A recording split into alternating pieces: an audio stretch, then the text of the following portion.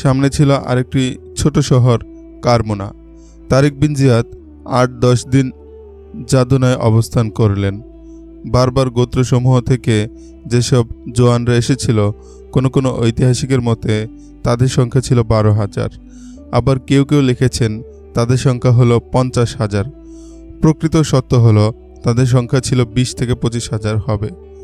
তারিক বিন জিয়াদ তার সালারদের নির্দেশ দিলেন এ সকল নবাগত যুবকদেরকে যেন ভালোভাবে যুদ্ধের নিয়ম শৃঙ্খলা শেখানো হয়। অবশেষে তারিক বিন জিয়াদ সৈন্যবাহিনী সহ কারমুনার উদ্দেশ্যে রওনা হতে চাইলে শহরের ২ জন সম্মানিত ও বয়োবৃদ্ধ ব্যক্তি তারিক বিন জিয়াদের নিকট এসে বললেন, প্রথম দিন আমরা আপনার উপর বিশ্বাস করতে পারিনি, কিন্তু আপনি কার্যত প্রমাণ করে দিয়েছেন যে আপনার ধর্ম মানবতার ধর্ম। আপনার ধর্ম প্রজাসাধারণের উপর কোনো ধরনের অন্যায়ের অনুমতি দেয় না। এই শহরের প্রতিটি শিশু পর্যন্ত আপনার প্রশংসায় পঞ্চমুখ।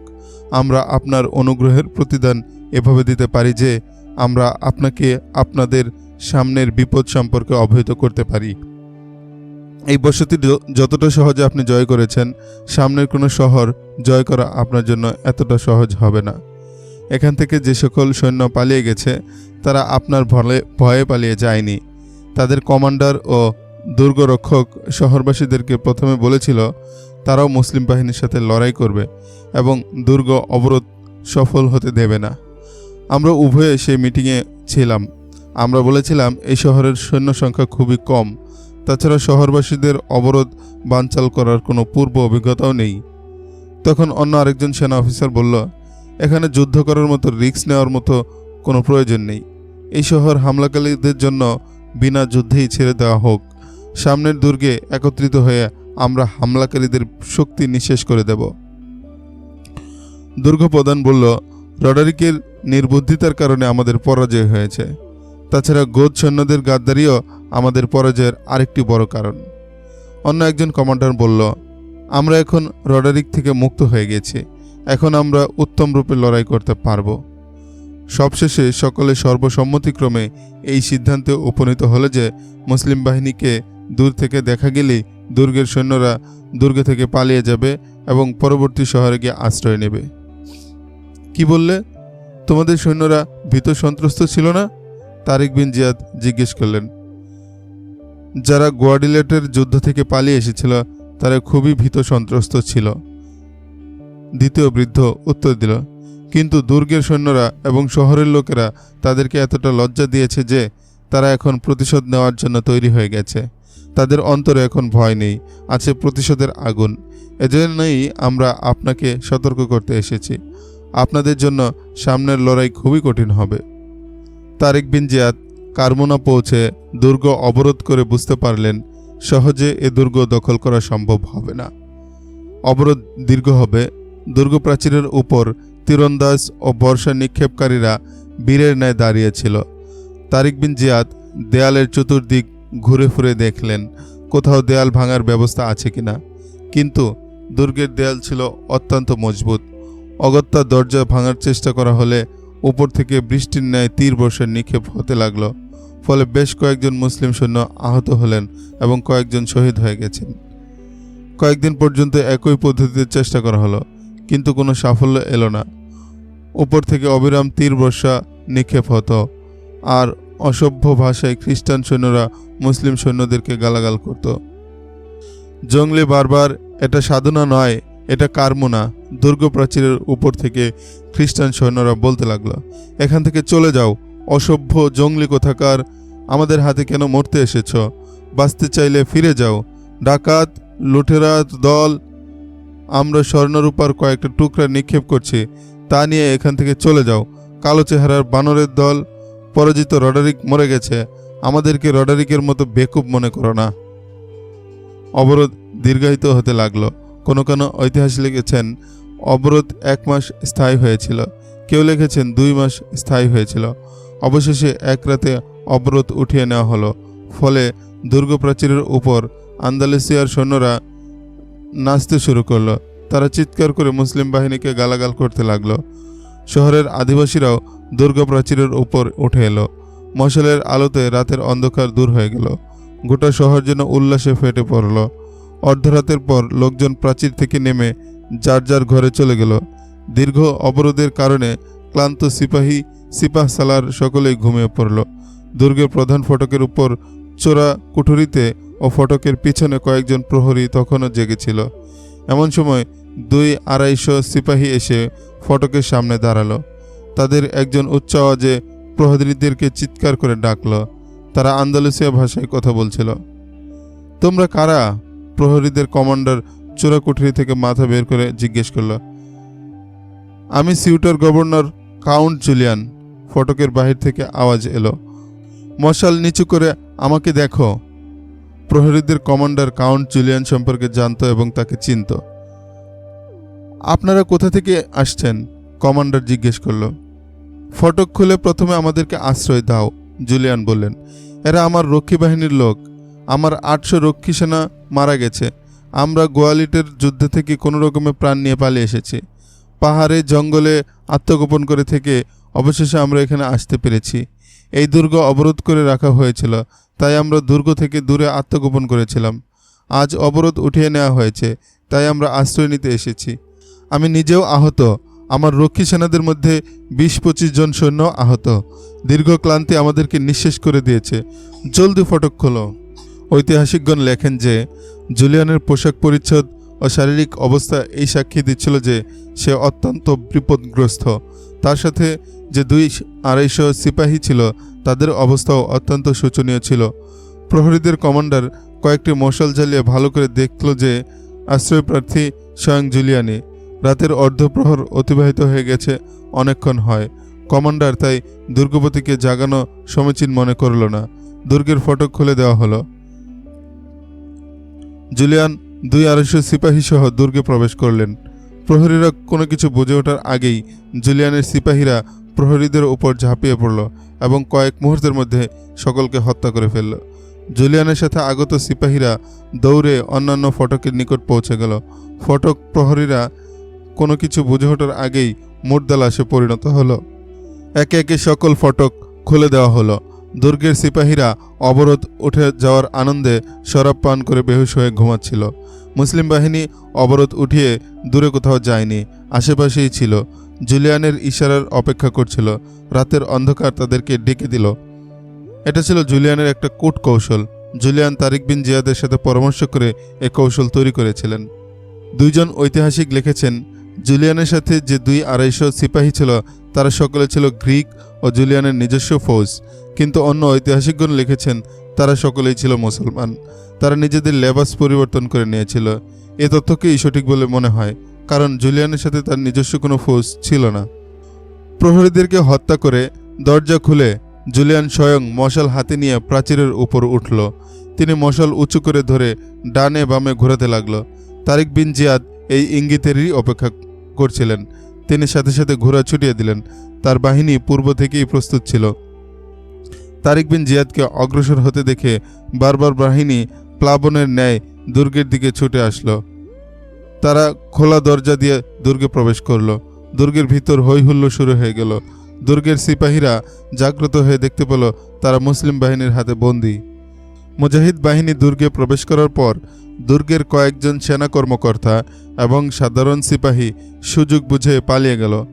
20-25 মাইল সামনে দুর্গের মতো দেখতে একটি শহর ছিল, নাম ইসিজা। এটা ছিল বিরাট এক শহর। শহরের চতুর্পার্শ্বে মজবুত প্রাচীর। গোটা শহরটি দুর্ভেদ্য এক দুর্গ। তাছাড়া ইসিজা হলো খ্রিস্ট ধর্মের প্রাণকেন্দ্র। এখানে বিশাল বড় এক গির্জা আছে। গির্জার পাশে ধর্মীয় পাঠশালা। এখানে বেশ কয়েকটি ছোট ছোট গির্জা ও খানকা ছিল। এটা সে সময়ের কথা যখন পাদ্রীরা খ্রিস্ট ধর্মের আদর্শ থেকে বিচ্যুত হয়ে খানকা কেন্দ্রিক ব্যবস্থা চালু করেছিল। তারা ধর্মের ব্যাপারে চরম স্বেচ্ছাচারী হয়ে উঠে পেরেছিল।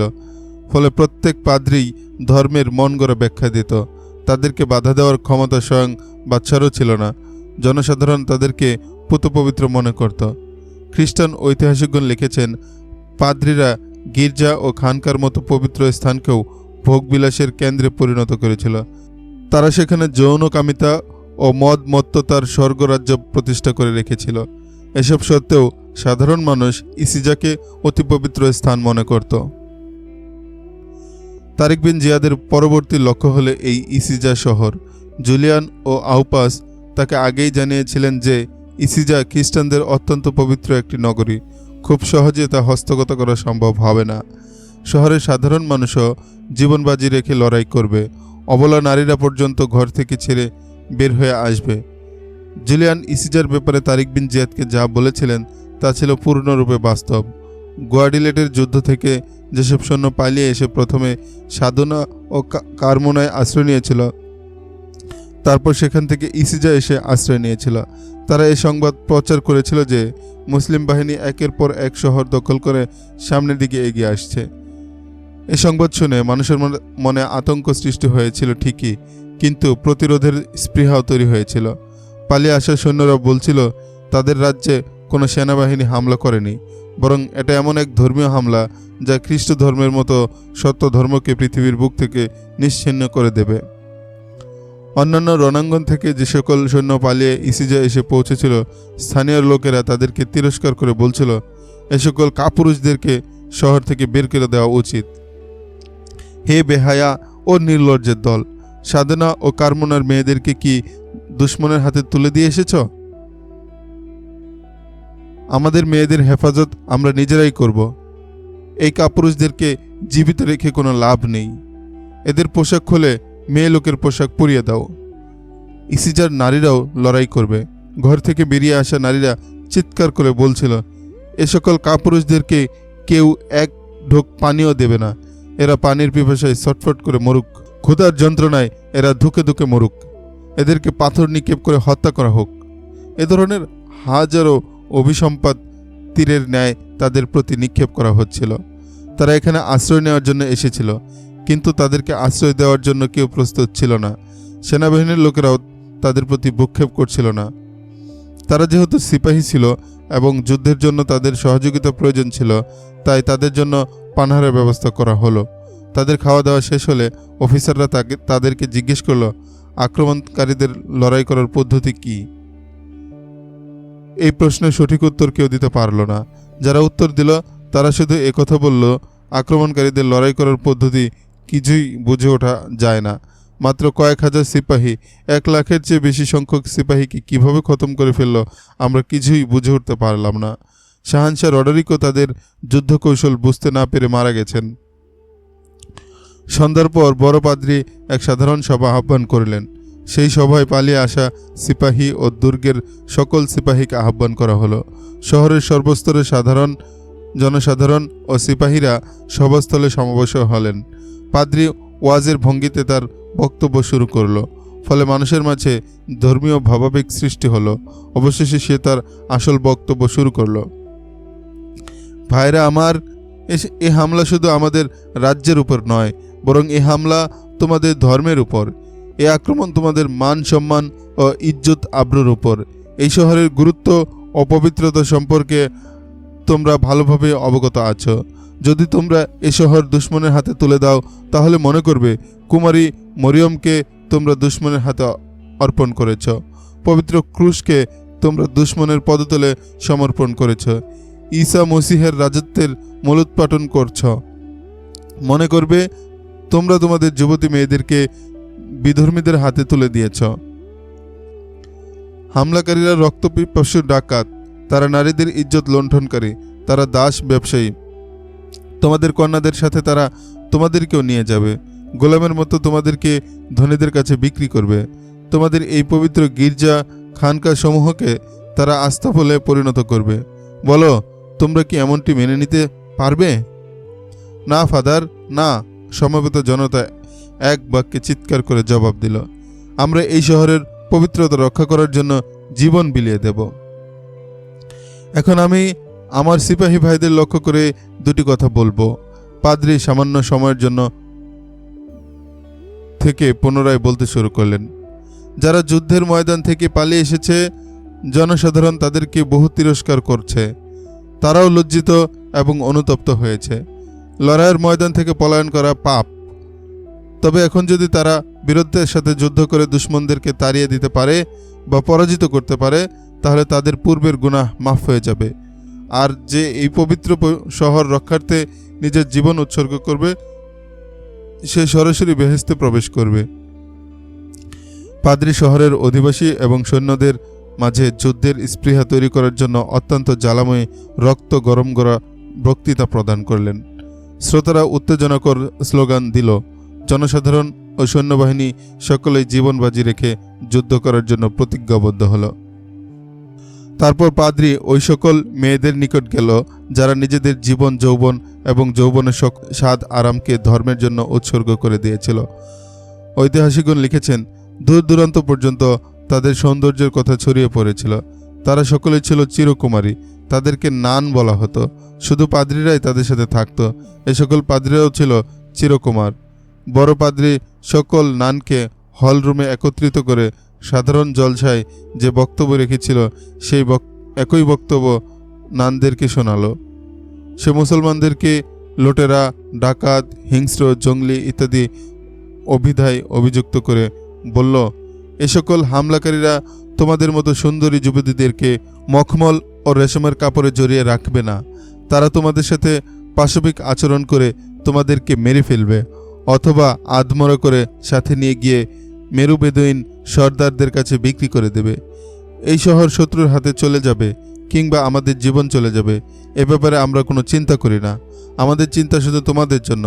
তোমরা যদি তাদের হাতে চলে যাও তাহলে আমাদের পরিণাম হবে খুবই ভয়াবহ। ফাদার, তাহলে আমরা কর্ডোবা বা টলেডো চলে যাচ্ছি না কেন? একজন কুমারী বলল। তোমাদের জন্য কোনো জায়গায় নিরাপদ নয়, পাদ্রী বলল। তবে একটা ব্যবস্থা আছে, শুধু তার মাধ্যমেই এই বিপদ থেকে নিষ্কৃতি পাওয়া সম্ভব। আর এজন্য 5-6 জন সাহসী মেয়ের প্রয়োজন। সামনে অগ্রসর হয়ে তাদের ভয় পেলে চলবে না। কি কাজ করতে হবে ফাদার? একজন নান জিজ্ঞেস করল। আক্রমণকারীদের সবচেয়ে বড় কমান্ডার তারিক বিন জিয়াদকে হত্যা করতে হবে, পাদ্রী বলল। তার সাথে যে 3-4 জন বড় জেনারেল আছে তাদেরকেও হত্যা করতে হবে। সাথে সাথে গোটা হলরুমে পিন পতন নীরবতা নেমে এলো। মনে হলো যেন এখানে জীবিত কোনো মানুষ নেই।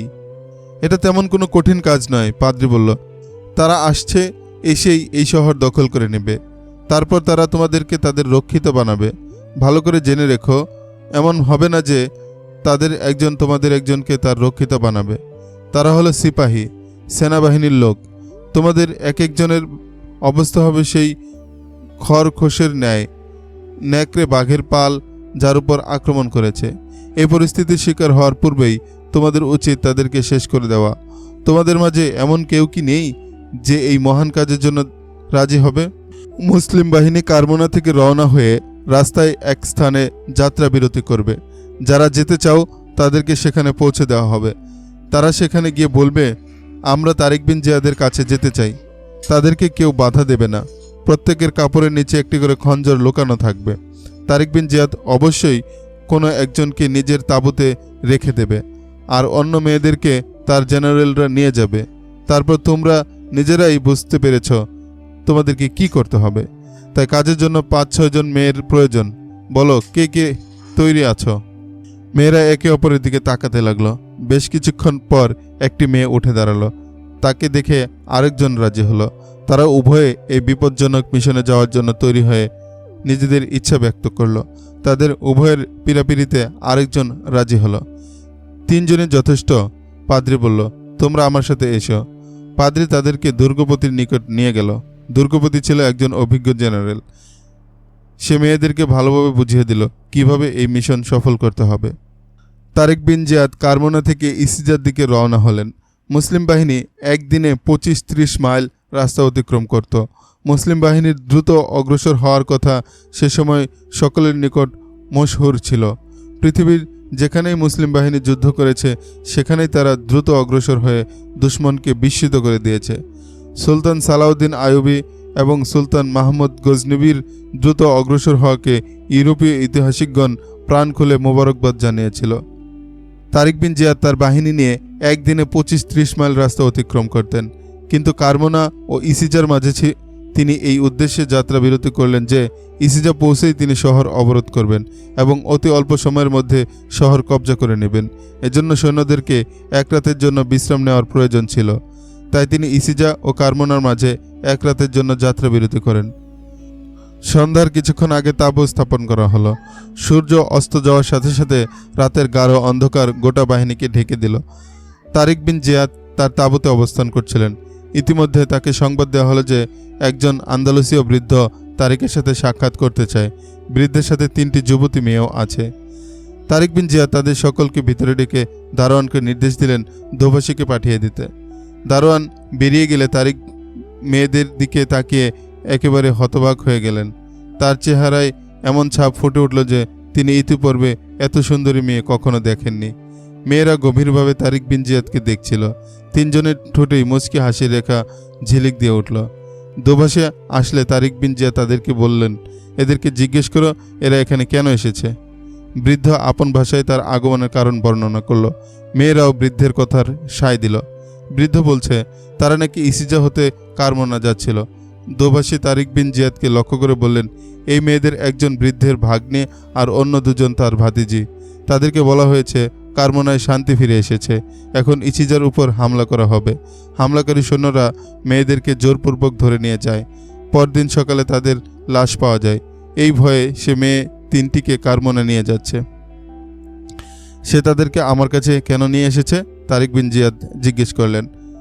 ক্ষুধা পিপাসা তাদেরকে আপনার এখানে নিয়ে এসেছে, দোভাষী বলল। বৃদ্ধ বলছে তারা সিপাহীদের কাছে খানাপিনা চাইতে পারত, কিন্তু তার আশঙ্কা হয়েছে সিপাহীরা মেয়েদেরকে উত্ত্যক্ত করবে। এজন্য সে আপনার নিকট আসাই ভালো মনে করছে। আর এই মেয়েরাও আপনাকে ধন্যবাদ জানাতে চাচ্ছে। এই মেয়েটি বলছে জেনারেল তারিক বিন জিয়াদ অত্যন্ত বীর পুরুষ, তিনি রডরিককে হত্যা করে ভালোই করেছেন। তারিক বিন জিয়াদ দারোয়ানদেরকে ডেকে বললেন, এই 4 জনের জন্য তাঁবুর ব্যবস্থা করো, বিশ্রামের জন্য উত্তম বিছানা দাও এবং খানা খাওয়াও। দোভাষীকে লক্ষ্য করে বললেন, এদেরকে বলে দাও মেয়েরা এখানে পূর্ণ হেফাজতে থাকবে, সকালবেলা তারা কারমোনার উদ্দেশ্যে রওনা হতে পারবে। দারোয়ান ও দোভাষী তাদেরকে তারিক বিন জিয়াদের তাঁবু থেকে বাইরে নিয়ে গেল। কিন্তু একটি মেয়ে পুনরায় তারিকের দিকে ফিরে এসে একেবারে তার কাছে বসে পড়ল। সে ইশারায় তাকে বোঝাতে চাচ্ছিল যে সে আজ রাত এই তাঁবুতে কাটাতে চায়। তারিক দোভাষীকে পুনরায় ডেকে এনে বললেন, মেয়েটিকে জিজ্ঞেস করো সে কি বলতে চায়। দোভাষী তাকে জিজ্ঞেস করলে সে বলল সে তারিক বিন জিয়াদের সাথে কিছুক্ষণ একান্তে অতিবাহিত করতে চায়। তাকে বুঝিয়ে বলো আমরা এমন ধর্মের অনুসারী যা কোনো বেগানা নারীকে একাকী কোনো পরপুরুষের সাথে থাকার অনুমতি প্রদান করে না। তারিক বিন জিয়াদ দোভাষীকে বললেন, তাকে বোঝাতে চেষ্টা করো যে আমি কেবল এ বাহিনীর সিপাহ সালা নই, বরং তাদের ইমামও। তাই আমি এমন কোনো কাজ করতে পারি না যার কারণে অন্যরা ভুল পথে পা বাড়ানোর সুযোগ পেয়ে যায়। মেয়েটি আশ্চর্য হয়ে তারিক বিন জিয়াদের মুখের দিকে তাকিয়ে রইল। সে তারিকের সাথে অনেক কথা বলতে চাচ্ছিল, কিন্তু সে তারিকের ভাষা বোঝে না, আর তারিকও তার ভাষা বোঝে না। তবে সে এটা ভালো করে বুঝতো যে পাপাচারিতার জন্য কোনো ভাষার প্রয়োজন হয় না। সুতরাং এই ব্যক্তি কেন মাঝখানে আরেকজনকে দাঁড় করিয়ে রেখেছে, যে উভয়ের মনের ভাব ও ভাবনাকে তর্জমা করে বোঝাবে? দোভাষী মেয়েটিকে একথা বোঝানোর চেষ্টা করল যে সিপাহ সালার এখানে তার উপস্থিতি একেবারে পছন্দ করছেন না। তিনি চান তুমি এখান থেকে চলে যাবে, কিন্তু মেয়েটি এখানেই থাকবে বলে গো ধরে রইল। তাকে বলো সে যেন এখান থেকে বের হয়ে যায়। তারিক রাগান্বিত কণ্ঠে বললেন, সে যদি আমার কথা না শোনে তাহলে আমি তাদের সকলকে এখান থেকে বের করে দেব। দোভাষী মেয়েটিকে বলল, সিপাহ সালার তোমার আচরণে অত্যন্ত রেগে গেছেন, তুমি এখান থেকে চলে যাও, অন্যথায় তোমাদের সকলকে এখান থেকে বের করে দেওয়া হবে। মেয়েটি আরও বেশি আশ্চর্য হয়ে তারিক বিন জিয়াদের মুখের দিকে তাকিয়ে রইল। তারপর উঠে ধীরে ধীরে তারিক বিন জিয়াদের দিকে অগ্রসর হলো। সে তার কাপড় সামান্য উঠিয়ে ডান হাত কোমরে রাখল। অতঃপর যখন সে তার হাত বের করে আনলো তখন দেখা গেল তার হাতে একটি খঞ্জর। মেয়েটি তারিক বিন জিয়াদের সামনে গিয়ে হাঁটু গেড়ে বসে খঞ্জর তার পদতলে রেখে দিল। তারিক বিন জিয়াদ হতভম্ব হয়ে দোভাষীর দিকে তাকালেন। দোভাষী মেয়েটিকে জিজ্ঞেস করল, এটা আবার কি? আমি যা শুনেছি তা ভুল প্রমাণিত হয়েছে, মেয়েটি বলল। আজ আমি এমন এক ব্যক্তিকে দেখলাম যে আমার মতো সুন্দরী যুবতী মেয়েকে উপেক্ষা করল। আমি এই সিপাহ সালারকে হত্যা করতে এসেছিলাম। আমার সাথে যে 2 জন মেয়ে এসেছে তারাও একই উদ্দেশ্যে এখানে এসেছে। ওই বৃদ্ধ ব্যক্তি যে আমাদের সাথে এনেছে সে আমাদের কোনো আত্মীয় নয়। তাকে আমাদের বড় পাদ্রী ও ইজিসার দুর্গপতি পাঠিয়েছে। তারা আমাদেরকে বলেছিল তোমরা এভাবে মুসলমানদের প্রধান সেনাপতির কাছে পৌঁছাবে। তারপর সে তোমাদের সৌন্দর্য রূপ যৌবন দেখে তোমাদেরকে তার খাস কামরায় স্থান দেবে। তখন তোমরা সুযোগ বুঝে তার বুকে খঞ্জর বসিয়ে দেবে এবং তার মুখ চেপে ধরে শাহ রগ কেটে ফেলবে। তারপর স্বাভাবিকভাবে তাঁবু থেকে বের হয়ে আসবে। অন্য যে দুজন মেয়ে আমার সাথে এসেছে তাদেরও দায়িত্ব হলো দুজন সালারকে তাদের রূপ যৌবনের ফাঁদে ফেলে হত্যা করা। তুমি তোমার সিপাহ সালারদেরকে বলো তিনি আমাকে যেন যে শাস্তি দেবেন আমি তা মাথা পেতে নিতে প্রস্তুত আছি। আমি এদেরকে কোনো শাস্তিই দেব না। তারিক বিন জিয়াদ বললেন, এই মেয়েরা স্বেচ্ছায় আসেনি, তাদেরকে পাঠানো হয়েছে। তবে যে ব্যক্তি এদেরকে নিয়ে এসেছে তাকে কাল সকালে ফজর নামাজের পর হত্যা করা হবে। মেয়েটি যখন তারিক বিন জিয়াদের ফয়সালা শুনল তখন সে বলল, আমি আরও কিছু কথা বলতে চাই। সম্মানিত সিপাহ সালার, আপনি হয়তো এ কথা ভেবে অবাক হবেন যে এই মেয়ে কত বড় সাহসী। সে একটি বিজয়ী দলের সিপাহ সালারকে হত্যা করতে এসেছে। আমি কখনোই এত বড় সাহসী ছিলাম না। আমি তো এই জীবন সম্পর্কে একেবারে বিরক্ত হয়ে গেছি। এমন জীবন গ্রহণ করতে আমরা বাধ্য হয়েছি। আমাদের ধর্মের লোক আমাকে এবং আমার সাথীদেরকে সম্মানের দৃষ্টিতে দেখে থাকে, কারণ আমরা ধর্মযাজিকা। আমাদের দিন রাত অতিবাহিত হয় উপাসনালয়ে। আমাদেরকে চিরকুমারী বলে মনে করা হয়। এটাই নিয়ম যে ধর্মযাজিকা ও ধর্মযাজক আজীবন অবিবাহিত থাকবে। কিন্তু বাস্তবতা হলো কোনো ধর্মযাজক বা কোনো ধর্মযাজিকাই কুমার বা কুমারী নয়। আমাদের উপাসনালয়ের পাশেই আমাদের বিশ্রামাগার। সেখানে দিন রাত অপকর্ম আর পাপাচার হয়। সেনাবাহিনীর বড় বড় অফিসাররা সেখানে আসে, শরাব পান করে উন্মাদ হয়ে আমাদের সাথে রাত্রি যাপন করে। দিনের আলো ফোটার সাথে সাথে গির্জা ও উপাসনালয় সমূহে হিতোপদেশ আর উপাসনার মাধ্যমে মানুষদেরকে খোদার ভয় দেখানো হয়। তাদেরকে এ ধারণা দেওয়া হয় যে পাদ্রী ও ধর্মযাজিকা নারীগণ আসমান থেকে অবতীর্ণ নিষ্পাপ ফেরেশতা। এ সকল ধর্মগুরুরা টলেডোর শাহী মহলকেও নিজেদের করতগলত করে রেখেছে। রডারিকের মতো জালিম বাদশাও তাদেরকে ভয় পেত। রডারিক তাদেরকে ভয় পেত না, তারিক বিন জিয়াদ বললেন, বরং সে ধর্মগুরুদের সাথে এজন্য মাথা নত করে রাখত যেন তারা তোমার মতো আকর্ষণীয় ও সুন্দরী যুবতী ধর্মযাজিকাদেরকে তার দরবারে পেশ করে। তারিক বিন জিয়াদ দোভাষীকে লক্ষ্য করে বললেন, এ মেয়ে অত্যন্ত গুরুত্বপূর্ণ কথা বলছে, তাকে বলো সে যেন আরও কিছু কথা আমাদেরকে শোনায়। ইসিজা খ্রিস্টানদের একটি পবিত্র শহর, মেয়েটি বলল, কিন্তু প্রার্থনালয়ে যেসব ধর্মযাজিকা আছে তাদের অধিকাংশ ইহুদিদের মেয়ে। আমিও ইহুদি, আমার বাবা একজন ব্যবসায়ী।